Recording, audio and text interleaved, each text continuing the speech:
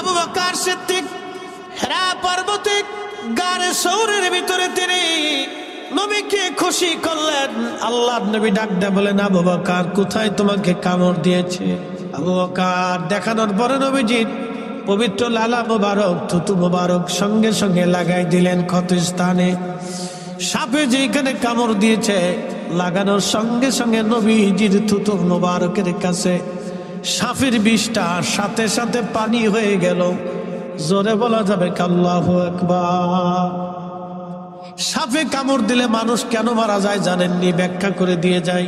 সাপে যখন কামড় দেয় তখন সাপের দাঁতের ভিতর দিয়া মানবের শরীরের ভিতরে বিষ ঢুকে যায়। ওই বিষটা দ্রুত গতিতে রক্তের ভিতর দিয়ে ছড়িয়ে যায় এবং রক্তগুলি হলো পাতলা। ওই বিষটা সারা শরীরের মধ্যে ছড়াইয়া রক্তগুলি ধীরে ধীরে ঘন বানায় দেয়। তখন ব্লাড সার্কুলেশন, রক্ত চলাচল বন্ধ হয়ে যায়। তখন রক্ত চলাচল বন্ধ হয়ে গেলে মানুষের হার্টবিট কমে যায়, হার্টের ভিতর দিয়ে রক্ত পাস বন্ধ হয়ে যায়। তখন অটোমেটিক ওই রুগী মারা যায়। হসপিটালে না নিলে ওই বিষ বের করতে না পারলে রুগী মারা যাবে। আল্লাহর নবীর পবিত্র থুতু মুবারকের এতই বরকত, সাপের বিষ পর্যন্ত পানি হয়ে গেল, রক্ত পরিষ্কার হয়ে গেল। একবার জোরে বলা যাবে কি ইয়া রাসূলুল্লাহ? কেউ যদি বলে রসুল আমার মতো, আমি নবীর মতো, তাহলে বোঝা গেল তার মতো মিথ্যাবাদী আর দুনিয়াতে একটাও নাই। কথা কর ঠিক কিনা? এর মধ্যে মিথ্যাবাদী, কথা বলেন, মিথ্যাবাদী একটাও নাই। চরম মিথ্যাবাদী সে, চরম মিথ্যাবাদী। ঘাটিয়ার আর মুসলমান মনোযোগ দিবেন। নেতা ইসলামের আহ্বানে আজকের এই মাহফিল খানা বুঝে যাওয়াটা আমাদের জরুরি। বলছিলাম সূর্যটা আলো দেয়, সূর্যটা পূর্ব আকাশ থেকে উদিত হয়ে পশ্চিমে ডুবে যায়, যাওয়ার সময় বাম দিকে একটু সূর্যটা হেলে যায়, যার কারণে আপনি দেখবেন বাম দিক থেকে হেলে যাওয়ার পরে আমাদের উপরে ছায়া আসে, কাত হয়ে ছায়া পড়ে এবং বাম দিক থেকে সূর্যের আলো আসে। দক্ষিণের দিকে সূর্যটা একটু কাত হয়ে যায়। 309 বছর সূর্য সোজা উঠেছিল, সোজা নেমেছিল। কোন কারণে বলতেছি তার আগে বলে দিয়ে যাই, গারে সৌরের মধ্যে আল্লাহর হাবিব আল্লাহর নবীজি পাহাড়ের ভিতরে কবুতর এসে পাহাড়ের গুহার সামনে বাসা বানাইয়া ওইখানে ডিম পেড়ে দিয়ে কবুতর বসে রইল। মক্কাতে যদি যান দেখবেন আজও সেই কবুতর হেরেমে আছে। হাজার হাজার লক্ষ লক্ষ কবুতর হেরেম দিয়ে ঘুরে বেড়ায়। ওই সেই কবুতর যেই কবুতর আমার নবীর সম্মানে, নবীর ইজ্জত বাঁচাইতে যাইয়া ওই কবুতর এসে ওইখানে ডিম পেড়ে দিয়ে আল্লাহর হাবিবকে সুরক্ষা দিয়েছিল, ভালোবেসেছিল। সেই কবুতর কিয়ামত পর্যন্ত হেরেবে তাদের জায়গা হয়ে গেল। একজন হাজি কবুতর একটা কবুতরের গায়ে হাত দেবে না, ধরবে না, মারবে না, শোবে না, খাবে না। ওই কবুতরকে হাজিরা খাবার খাওয়ায়, হাজি কবুতরকে খাবার খাওয়ায়। মনোযোগ দিবেন, কবুতর ভালোবাসলো একটা, কিন্তু কিয়ামত পর্যন্ত কবুতরের ভাগ্য খুলে গেল। লক্ষ লক্ষ কোটি কোটি হাজি যাবে আসবে, আর লক্ষ লক্ষ কোটি কোটি মানুষ কবুতরের খাবার দিয়ে আসে। একসাথে বলবে তো আল্লাহু আকবার। ডিম পারছিল কয় কবুতর? আমার দিকে তাকান, কয় কবুতর? ভাগ্য খুললো কয় কবুতরে? 14 গোষ্ঠী। ওর সব গোষ্ঠী কিয়ামত পর্যন্ত কোটি কোটি কবুতরের ভাগ্য খুলে গেল, ডিম পারছে এক কবুতরে। আজকে হেরেবে যত কবুতর জন্ম নেয়, যত কবুতর হয়, সব কবুতরের হাজিরা খাবার দিয়েছে। কারণ কি? কবুতরের ভাগ্য খুলে গেল রসুলের কারণে, নবীকে সম্মান করার কারণে। কবুতরের কপাল যদি খুলে যায়, একটা কথা মনে রাখবেন, রসুল ছাড়া উম্মত আল্লাহ পাবে না, আল্লাহ পাবে না, আল্লাহ পাবে না। বলে কোন দলিলে? কোরআনে আল্লাহ ফয়সালা দিয়ে দিলেন কুল ভাবে, একবারে নরমাল ভাবে না, চূড়ান্ত ভাবে। কেউ যদি আমি আল্লাহকে পেতে চায়, আমি আল্লাহকে ভালোবাসতে চায়, সে যদি দাবিদার হয় আমি মালিক আমার আল্লাহকে ভালোবাসি, নবী আপনি বলে দেন চূড়ান্ত ভাবে সে যেন ফাত্তাবিউনি, আপনি নবীর ইত্তেবা অনুসরণ মহব্বত করে ভালোবাসে। আপনি নবী মানলে আমি আল্লাহ মানা হবে, আপনি নবী মানলে আমি আল্লাহ ভালোবাসা হবে, আপনি নবী পাইলে আমি আল্লাহ পাওয়া হবে। একসাথে বলবেন আল্লাহু আকবার। নবী পাইলে কে পাওয়া হবে? নবী মানলে কাকে মানা হবে? এই জন্য সাহাবীরা নবীর জন্য জীবন দিত, সাহাবীরা নবীর জন্য জীবন দিত, সাহাবীরা নবীর জন্য সংসার করত, সাহাবীরা নবীর জন্য আল্লাহর পথে দান করত। আম্মাজান খাদিজা আল্লাহ আগে চিনে নাই, আগে নবী চিনেছে। আম্মাজান আয়েশা আল্লাহ আগে চিনে নাই, আগে নবী চিনেছে। আবু বকর সিদ্দিক আল্লাহ আগে চিনে নাই, আগে নবী চিনেছে। বেলাল আল্লাহ আগে চিনে নাই, নবী আগে চিনেছে। হযরত ওয়াসাল কারনী আল্লাহ আগে চিনে নাই, আগে নবী চিনেছে। নবী চিনার পরে আল্লাহ বুঝেছে, নবী চিনার পরে হাসর বুঝেছে, নবী চিনার পরে কবর বুঝেছে, নবী চিনার পরে ফেরেশতা চিনেছে, নবী মানার পরে সব মানা হয়েছে। এই জন্য আল্লাহ বললেন, হাবিব চূড়ান্ত ভাবে কেউ যদি আমাকে পেতেই চায়, ভালোবাসতেই চায়, তো বলে দেন চূড়ান্ত ভাবে আপনাকেই পাইতে হবে। আপনি পাইলে আমি আল্লাহ পাওয়া হয়ে যাবে। একসাথে বলবেন আল্লাহু আকবার। এখন আমরা মিলাদুন্নবী পালন করি, অনেকের মন খারাপ। কে ভাই আপনার মন খারাপ হওয়ার কি আছে? আপনার মন খারাপ হবে কি? আপনি কি নবীর উম্মত না? এখানে লেখা হয়েছে বড় ঈদ, ঈদে মিলাদুন্নবী। আচ্ছা বলেন তো, রসুলের আগমন উম্মতের কাছে যদি সবচেয়ে বড় আনন্দ না হয়, তাহলে সে রসুলটা কিভাবে ভালোবাসলো? কি কথা কর না কেন? সে নবীর ভালোবাসার দাবি যদি করে যে আমি রসুল ভালোবাসি, তো ভালো যদি বাসেন তাহলে আপনার সবচেয়ে প্রিয়তম আমার নবী, আপনার মাসুক আমার নবী। তো মাসুকের আগমনে যদি আপনার আনন্দ নাই হলো, তাহলে আপনি কি আশিক হইছেন? এই কথা কর না কেন? মাসুকের আনন্দে তো আপনার আনন্দিত হতেই হবে। প্রিয় উপস্থিতি, এই জন্য অনেক কিছু বোঝার আমাদের বাকি আছে বাবাজি। সব দলিলে হয় না, কিছু বিবেক দিয়েও লাগে। সব দলিলে হয় না, বিবেকও লাগে। মনোযোগ দিয়েন এইদিকে। আর আমি যাব না, আমার বিষয় আমি ফিরে চলে যাই। কবুতরের ডিম পারলো একটাই, ভাগ্য খুলে গেল হাজার কবুতর। ইব্রাহিম খলিলুল্লাহ আগুনের ভিতরে ব্যাঙে ফাঁসাডারে ঘোরাইয়া সিরিজ সিরিজ করে পেশাব করে। আচ্ছা বলেন তো, ব্যাঙে যখন মতে পেশাব করে তো কয় মন বের হয়? হ্যাঁ, কতটুক? 1 কাপ বেরোয়নি, সাকাবের 1 কাপ না, তাও তো বেরোয়। আরো কম না, 1 সিরিঞ্জও না, যে আপনার ইনজেকশন দেয় যে সিরিজ আছে তাও না, তারও 4-5 ভাগের 1 ভাগ হইতে পারে। আচ্ছা, আগুন জ্বলতেছে 2-3 কিলোমিটার ব্যাপী। ইব্রাহিম আলাইহিস সালামের আগুন 2-1 কিলোমিটার না, 2 কিলোমিটার দূর থেকে আগুনের তাপে মানুষ কাছে যাইতে পারে না। এই আগুন ব্যাঙের পেশাবে কিভাবে নিববে? ব্যাঙে তারপরও ফাঁসাটারে ঘুরাইয়া সিরিজ সিরিজ করিয়া মারতেছে। তা আল্লাহ ডাক দেখে, ব্যাং করো কি? আল্লাহ পেশাব সারি। কি জন্য ছাড়ো আল্লাহ জানে তো। তারপর জিজ্ঞা, কেন ছাড়ো? আল্লাহ ইব্রাহিমের তোমার খলিলের আগুন নিভাইতেছি। জোরে জোরে জোরে জোরে জোরে।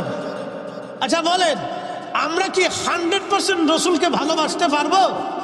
কথা কর না কেন? পারবো, চেষ্টা করতে পারবো, কিন্তু 100 পারবো না। 100 সাহাবীরা করছে, কথা ঠিক কিনা? আমরা চেষ্টা করতে পারবো। এই চেষ্টার একটা মাধ্যমে হচ্ছে আজকে মিলাদুন্নবীর মাহফিল। কি কথা কর না কেন? চেষ্টার অনেকগুলি মাধ্যম আছে। কি বর্জন? অনেকগুলি মাধ্যম আছে, তার একটা মাধ্যম হলো এটা। তার একটা, অনেক মাধ্যম আছে। দাড়ি রেখা, টুপি মাথায় দিয়ে, পাগড়ি পরিয়া, জুব্বা গায়ে দিয়ে, দাঁত সৎকা করিয়া, হাসি দিয়ে, মানুষ খাওয়াইয়া, ডানাতে খাইয়া, সুন্নত মাইনা, আদর্শ মাইনা, হালাল খাইয়া, নানান সিস্টেম আল্লাহ দিয়ে দিছেন, নানান পথ দিয়ে দিছেন আল্লাহ। কিন্তু তার ভিতরে রসুল ভালোবাসার একটা পথ হচ্ছে মিলাদুন্নবী। কিয়ামতের ময়দানে কইতে পারবো, আল্লাহ কিছুই ছিল না, তোমার রসুলের আজকে আগমনে খুশি হইয়া মাহফিল সাজাইয়া আমরা বৈশা তোমার নবীর প্রশংসা শুনছি, তোমার হামদ করছি, শুকরিয়া করছি। একসাথে বলা যাবে না মারহাবা? কি বলতে পারবো না? ব্যাঙে কয় আল্লাহ পেশাব করি, বলে কেন করো? তোর খলিলের আগুন নিভাই, তোর পেশাবিকে আগুন নিববে, কামও জানি আগুন নিববে না, কিন্তু কিয়ামতের ময়দানে বলতে তো পারবো যে পেশাব শরীরে আগুন নেবানোর চেষ্টা করছি। জোরে কর, জোরে জোরে জোরে। কিয়ামতের ময়দানে আল্লাহকে বলতে তো পারবো, আল্লাহ তোমার রসুলকে ভালোবাসার চেষ্টা করছি। কি কথা কন দেখেন? ভালোবাসা সাহাবীদের মতো পারি নেই, কিন্তু চেষ্টা করছি। মঞ্জুর আর রেফাইয়ের মতো পারি নেই, কিন্তু চেষ্টা করছি। ফতেহ আলী রসুলের নামার মতো পারি নেই, চেষ্টা করছি। সতুরার হুজুর কেবলার মতো কুতুবুলের সাদের মতো পারি নাই, চেষ্টা করছি আমরা পারি নাই।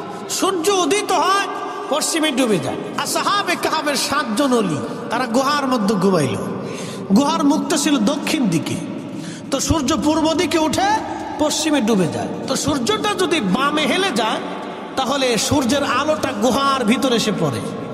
আর যেহেতু তারা 7 জন গুহার মধ্যে ঘুমাচ্ছে, সূর্যের আলো যদি সরাসরি গুহার মধ্যে পড়ে তাহলে সূর্যের আলো শরীরে রাখলে শরীরে ঘাম আসবে, আর ঘাম আসলে শরীরে ব্যাকটেরিয়া জন্ম নেবে, আর ব্যাকটেরিয়া জন্ম নিলে 309 বছর ধরে তারা ঘুমাই রয়েছে, পোকামাকড় লাগবে, দুর্গন্ধ সৃষ্টি হবে, ওখানে পয়জন সৃষ্টি হবে, এবং এটা গোসল না করলে আর পরিষ্কার হবে না। এই জন্য আল্লাহ সূর্যটাকে হুকুম দিলেন, সোজা উঠবা, সোজা নামবা। আমার ওলিরা ঘুমাচ্ছে, তাদের ডিস্টার্ব করা যাবে না। একসাথে বলা যাবে আল্লাহু আকবার, জোরে জোরে জোরে জোরে জোরে। আচ্ছা, আগের যুগের উম্মতের দাম বেশি না এই উম্মতের দাম বেশি? এই উম্মতের দাম বেশি। আগের যুগের উম্মত থেকে এই উম্মতের 70 গুণ দাম, আগের যুগের ওলি থেকে এই ওলিদের 70 গুণ দাম বেশি। একসাথে বলবেন আল্লাহু আকবার। তা আগের যুগের ওলিদের সম্মানে যদি আল্লাহ সূর্য 309 বছর পর্যন্ত সোজাসুজি উঠাইয়া সোজাসুজি নামাইতে পারে, তাহলে এই উম্মতের মর্যাদার জন্য খাজা বাবা আজমেরি আনা সাগরের পানি একটা লুটার ভিতরে এনে সেই দিন কারামত দেখিয়েছিল। আমার দেশের অনেকের পছন্দ হয় না, খাজা বাবা গাঁজা খাবা না। আরে বেটা, খাজা না আসলে ইসলাম পাইতাম না, কতক্ষণ ঠিক কিনা? খাজা না আসলে ইসলাম পেতাম। ও খাজা আসছিলেন বিদায় দিন পেয়েছি। শাহজালাল ইয়ামিনী মুজাররিদি জায়নামাজ বিছিয়ে দিয়ে নদীর উপরে, সুরমা নদীর উপরে জায়নামাজ। সুরমা এখনকার মতো আধা ঠেঙ্গে সুরমা ছিল, আজ থেকে 700-800 বছর আগে সুরমা নদী অনেক বড় নদী ছিল। প্রিয় ঘাটুরার মুসলমান, ঘাটিয়ারার মুসলমান, খুব মনোযোগ দিবেন বাবাজি, মাইকের আওয়াজ যত জোরে যায়। হাজিরিন, ওই 7 জন আল্লাহর ওলি তারা গুহার মধ্যে ঘুমাইল। তৎকালীন বাদশা ছিল জালিম বাদশা, পৌত্তলিক বাদশা। তিনি তাদেরকে ধরার জন্য সৈন্য সামন্ত পাঠাইল। তাদের সঙ্গে একটা কুকুর ছিল, কুকুরের নাম ছিল কিতমির। সাহাবাল কাহাফি ওয়ার রাকিমি কানু মিন আয়াতিনা। আল্লাহ কুরআনুল কারীমে বলতেছেন আসহাবে কাহাব এবং রকিমওয়ালাদের ঘটনা। আমি রব্বুল আলামিন কতই না আশ্চর্য, আয়াতিনা আযাবা, কত বড় আশ্চর্য নিদর্শন। আমার রব এই ঘটনা বলতে যাইয়া বললেন আশ্চর্য নিদর্শন। দুনিয়াতে আল্লাহ নিদর্শন রেখে গেলেন আশ্চর্য। এই কুকুর পাহাড়ের গুহার সামনে বসে বসে পাহারা দেয়। কুকুরটা পাহারা দিচ্ছিল, সৈন্যরা আসছে এই গুহা দেখার জন্য।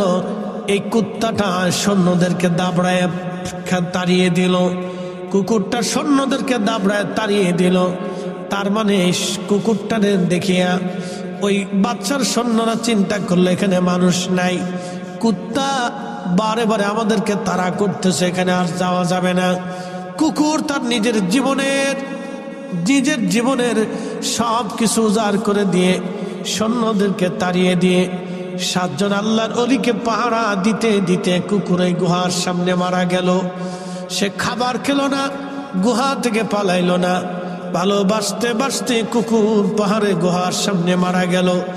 কুকুরের এই ভালোবাসা দেখে আমার আল্লাহর কাছে বড় মায়া লাগলো। সহিহ বুখারীতে কিতাবুল আম্বিয়াতে নবীজি বলতেছে, এই ভালোবাসা দেখে, ভালোবাসা একটা কুকুর মনিবের প্রতি ভালোবাসা দেখে আল্লাহর বড় মায়া লাগলো। আল্লাহ নবী বললেন, আল মারু মা মান আহাব্বা, তুমি দুনিয়াতে যারা ভালোবাসবে কিয়ামতের ময়দানে তার সাথে তোমার হাসর নাসর হয়ে যাবে। তুমি দুনিয়াতে যারে ভালোবাসবে কিয়ামতের ময়দানে তার সাথে হাসর নাসর হয়ে যাবে। কিয়ামতের ময়দানে তার সাথে হাসর নাসর হয়ে যাবে, তার সাথে হাসর নাসর হয়ে যাবে। এর চেয়ে বড় সুসংবাদ আর কিছুই হতে পারে না। এই জন্য আমরা শাহজালালকে ভালোবাসি, শাহপরানকে ভালোবাসি, খাজা বাবা আজমিরকে ভালোবাসি, নিজামুদ্দিন আউলিয়াকে ভালোবাসি, সতরার হুজুর কেবলাকে ভালোবাসি, শাহ সুফি ফতেহ আলী রসুল নামকে ভালোবাসি, আবু বকর সিদ্দিক পুরোপুরাবিকে ভালোবাসি, হাজারাতে নূর মোহাম্মদ নিজামপুরীকে ভালোবাসি, মুজাদ্দিদ আল ফেসানি হিন্দিকে ভালোবাসি, আমরা হযরত খাজা বহাউদ্দিন নকশবন্দ বুখারীকে ভালোবাসি, হুজুর গাউসে বাগ মহিউদ্দিন আব্দুল কাদের জিলানীকে ভালোবাসি, আমরা ওলিদেরকে ভালোবাসি। কিয়ামতের ময়দানে ওলিদের সঙ্গে আমাদের হাসর নাসর হয়ে যাবে। কথা কন না কেন? বলেন যে রসুলের কথা মিথ্যা, তাহলে বলে না, অসুবিধা নেই। পৃথিবী উল্টে যাবে তো সাগর শুকাবে, আল্লাহ রসুলের কথা আর কখনো পরিবর্তন হবে মিথ্যা হবে না। যা বলছে ঠিক ঠিক, যা বলছে তো ঠিক ঠিক, একে দেখবেন 100% পিওর, কোনো টেনশন নেই। ভালোবাসতে হবে, ভালোবাসার মতো ভালোবাসতে হবে। আল্লাহ বানাইলেন কত জাতি,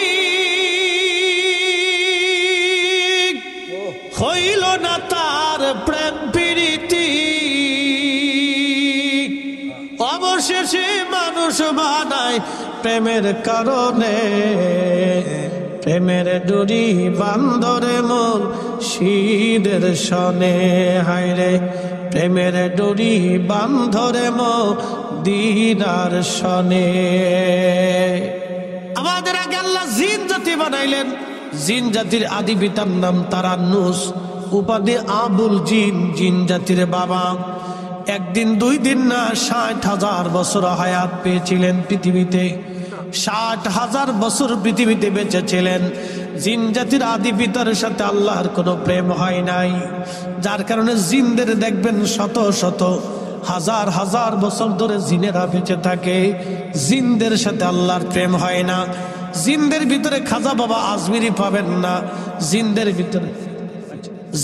ভিতরে খাজা বাবা আজমিরি পাবেন না, জিনদের ভিতরে হুজুর গাউসে বাগ আপনি পাবেন না, ইমাম আজম পাবেন না, ইমাম শাফিঈ পাবেন না, ইমাম মালিক পাবেন না, আশিক রাসূল বেলাল আপনি জিনদের মধ্যে পাবেন না। জিনদের ভিতরে আপনি এবং বড় বড় অলি পাবেন না, যত অলি আপনি পাবেন সব মানুষের ভিতরে।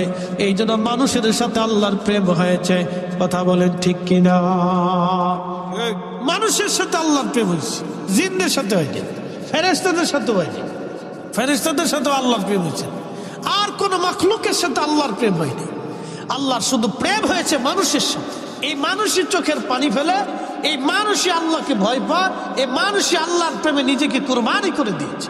যুগে যুগে দেখবেন ওয়াসাল করনি, বেলাল, হানজালা, আলী, ওমর, উসমান, আবু বকর, তালহা, জুবাইর, হাসান, হুসাইন রিদওয়ানুল্লাহি তাআলা আলাইহিম আজমাইন জীবনী যদি দেখেন, জিন্দেগি ত্যাগ করে দিয়েছেন, কুরবানি করে দিয়েছেন।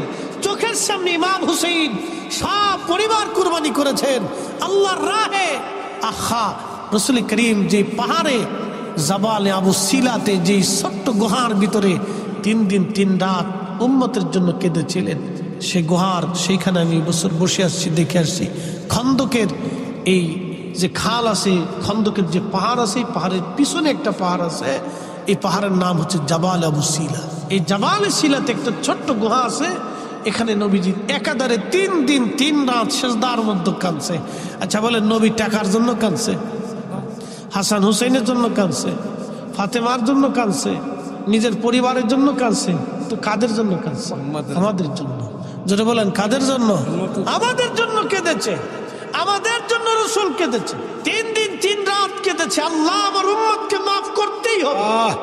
একসাথে বলবেন না, ইয়া রাসূলুল্লাহ, আল্লাহ আমার উম্মতকে মাফ করতেই হবে। সেজদা থেকে উঠে না, মাফ করতেই হবে। জাবাল আবু সিলাতে সেজদা পড়ছে তো পড়ছে, আর উঠে না। একাধারে 3 দিন 3 রাত সেজদায় পড়ে রয়েছে, আল্লাহ মাফ করতেই হবে। আর উম্মত মসজিদে জুতা চুরি করে, উম্মতে সুদ খায়, ঘুষ খায়, কি কথা কর না কেন? ঠিক কিনা? উম্মত 2 নম্বরই করে উম্মতের কাজ। সি সি সি হাজিরিন, খুবই মনোযোগ দিবেন। আল্লাহর নবী বলতেছিলেন, সাহাবীরা রে, কুকুরের এই ভালোবাসাটা এতই আল্লাহর কাছে ভালো লাগলো, আমার আল্লাহ কুকুরটাকে দুম্বার আকৃতি দিয়া বেহেশতের তাসনিম নদীর পানি দিয়া গোসল করাবে। কুকুরের বাহিরের নাপাক ভিতরের নাপাক দূর করাইয়া আমার মালিক আমার আল্লাহ দুম্বার আকৃতি বানাইয়া ওই যে 7 জন অলিকে সে ভালোবাসছিল, ওই 7 জন অলির সঙ্গে এই কুকুরটাকে আমার আল্লাহ জান্নাতি বানায় দেবে। সাথে বলেন আল্লাহু আকবার।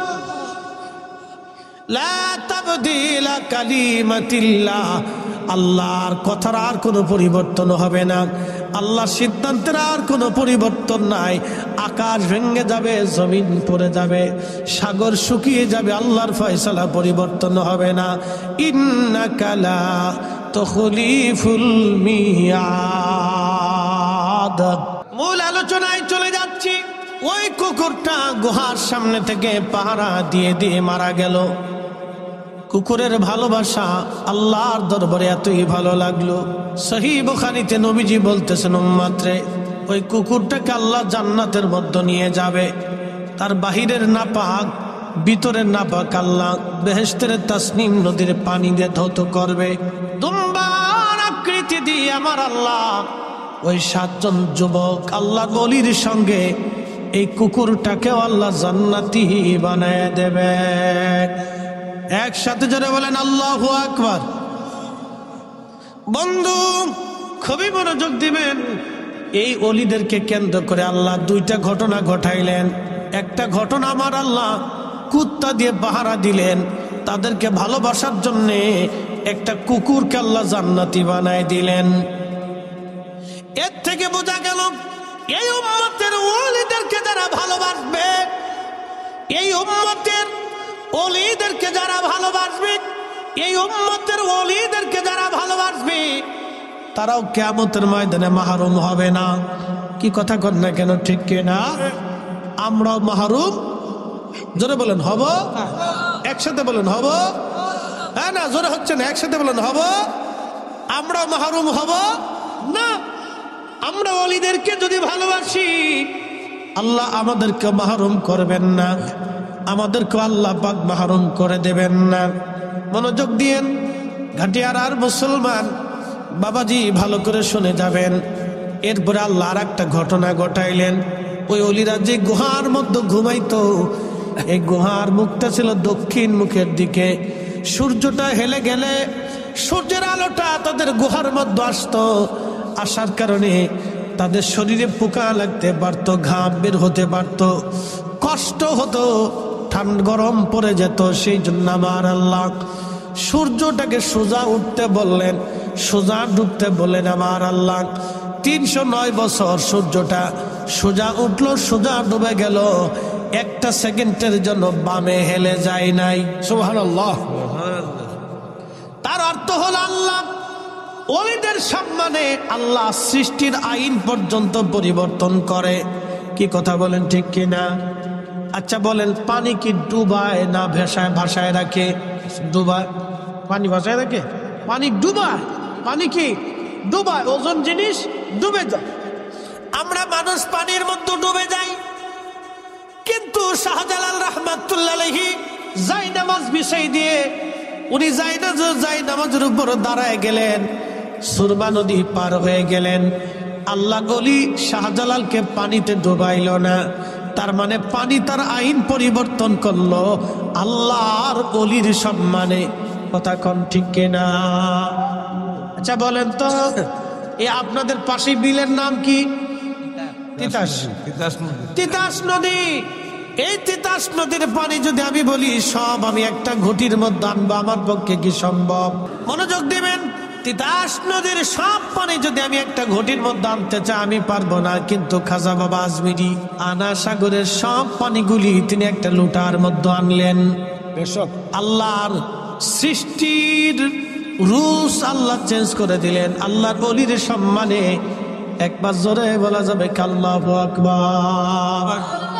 শোনেন, আমার দিকে তাকান। বিশ্ববিখ্যাত বাদশা ছিলেন, বাদশা সুলতান মাহমুদ গজনবী। ওনার একটা ইতিহাস বলে আমি শেষ করে দেব, আমার আরেক জায়গায় দূর আছে, মানে টাইম নাই তো কি করার আছে। হুজুর কেবলা আমেরিকা থেকে আসবে, মনে হয় আজকে সুযোগ, তা আমার এই আবার সে নবী নবী, আমি বললাম যে এখানে একটু সময় দেওয়া যাবে, যেহেতু হুজুর কেবলা আসবে তো ওনার একটু দোয়া আমার দরকার। তো সেই সুবাদে বাবুবার সাথে তো আমার গুড রিলেটিভ, বা আমার শুধু আমার না, সব বক্তাদেরই ওই স্ট্যান্ডের দোকান হওয়াতে মাঝে মধ্যে উনি ফোন টোন দিয়ে আমরা বসি, চা খাই, একটা সুবিধা হয় আর কি। যাক, একটা মহাব্বতের সম্পর্কের কারণে আসাটা। তো মনোযোগ দিন, আমি একটা ঘটনা খুব ইম্পর্টেন্ট। সুলতান মাহমুদ গজনবী সোমনাথ মন্দির, তৎকালীন সোমনাথ মন্দিরে মক্কা ঘরের ভিতরে 360টা মূর্তি ছিল। এই মূর্তি আল্লাহর নবী ভেঙে ফেলছিলেন। এই মূর্তির ভগ্ন অংশ এটা বাইদা বাই সোমনাথ মন্দিরে লাগানো হয়েছে। বুঝতে পারছেন ধাক্কাটা কোন জায়গা? মূর্তি ভাঙছে কে? নবীজি। একসাথে বলবেন আল্লাহু আকবার। মূর্তি ভাঙছে কে? আল্লাহর নবী। স্বার্থের জন্য এখন আবার হুজুরা মত চেঞ্জ করে মূর্তি বানান, পাহারা আমরা দেব। বুঝতে পারছেন স্বার্থের জন্য কত কিছু চেঞ্জ হয় দেশে, মতলব খুঁজে পাইছি না। তো মনোযোগ দিন, ভালো করে বুঝে যাবে। আল্লাহর নবী কাবা শরীফের ভিতরে মূর্তি সব ভেঙে ফেলে দিলেন। ভগ্নাংশ অংশটা সোমনাথের ভিতরে ছিল। তো তৎকালীন গজনী সাম্রাজ্যের অধিপতি সুলতান মাহমুদ গজনবী তিনি এই সোমনাথ আক্রমণ করে দখল করে তিনি এটা ভেঙে ফেলবেন, এটা হলো তার চিন্তা। এখন এই এত বড় সাম্রাজ্য, এত বড় ভারতবর্ষের সাথে সে কি করে যুদ্ধ করবে সাহস পাচ্ছে না। পৃথিবী বিখ্যাত একজন আল্লাহর ওলি, তার নাম হযরত আবুল হাসান খেরকানি। তিনি হযরত বাইজিদ বোস্তামির এন্তেকালের 40 বছর পরে তিনি জন্ম নিয়েছেন। আবুল হাসান খেরকানি রাহমাতুল্লাহ আলাইহি তিনি ওই জমানার অনেক বড় আল্লাহর কুতুব, আল্লাহর ওলি। সুলতান মাহমুদ গজনবী হাঁটতে হাঁটতে যেতে যেতে সুদূর গজনী, বর্তমান আফগানিস্তানের কাবুল ছিল তার রাজধানী। এই গজনী ছিল তার রাজধানীর নাম, কাবুলের গজনী এলাকা। এই গজনীকে কেন্দ্র করে তার গজনী সাম্রাজ্য। সুলতান মাহমুদ গজনবী হযরতে আবুল হাসান খেরকানি রাহমাতুল্লাহ দরবারে গেলেন। চুপচাপ বসে আছেন, খাদেম হুজুরকে বাতাস দিচ্ছে আর হুজুর মোরাকাবা করতেছিলেন। বহু সময় পার হয়, হুজুরের মোরাকাবাও ভাঙ্গে না।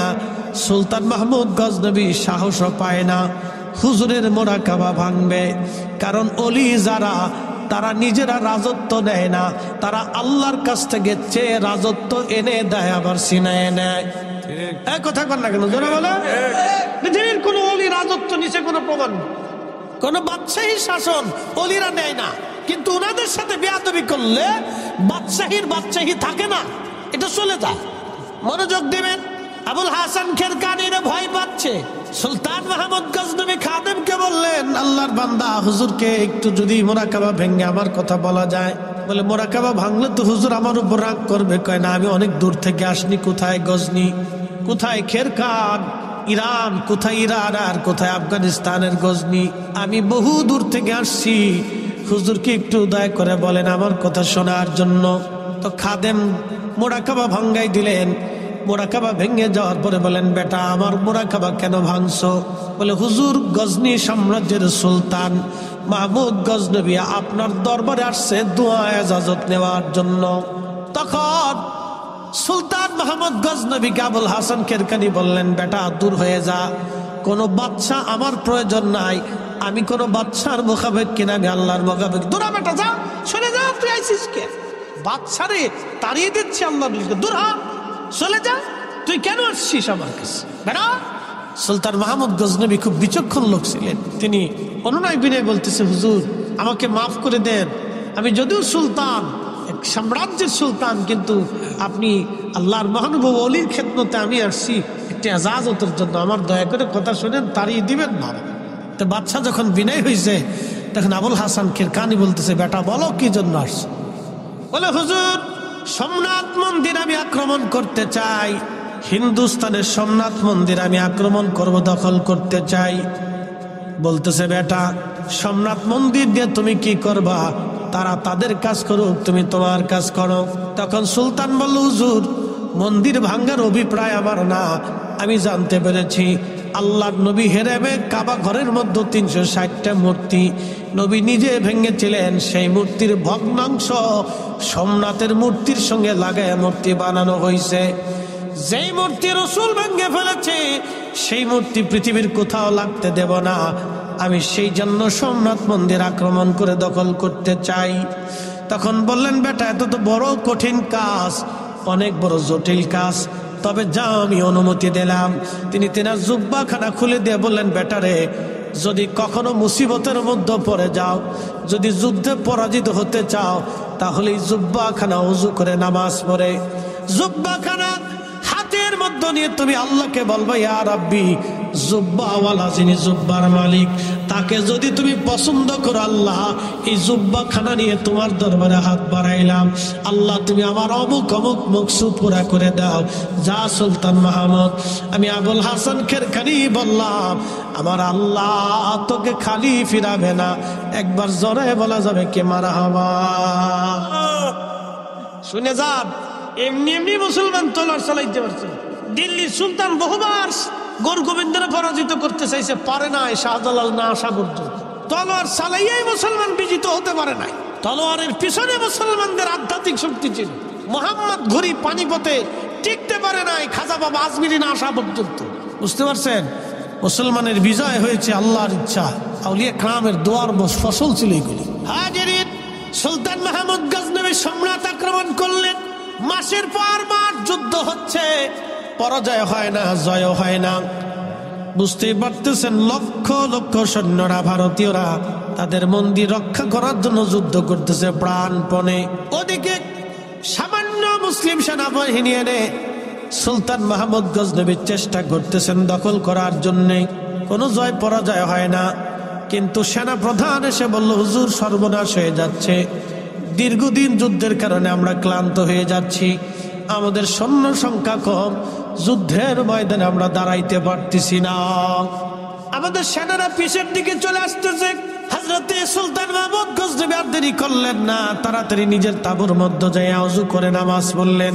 নামাজ শেষ করার পরে জুব্বাখানা হাতের মধ্যে তুলে ধরে বলতেছে, ইয়া রাব্বি, এই জুব্বার মালিক আবুল হাসান খেরকানি আমার পীর মুর্শিদ জুব্বাখানা দিয়ে বলেছিলেন, এই জুব্বার উসিলা ধরতে বলেছিলেন, আল্লাহ আল্লাহ, জুব্বার মালিক যদি তোমার ওলি হয়, এই জুব্বার মালিক যদি তোমার প্রিয় হয়, তোমার পছন্দের ব্যক্তি হয়, তোমার বন্ধু হয়, আল্লাহ এই জুব্বা নিয়ে তোমার দরবারে হাত বাড়াইলাম।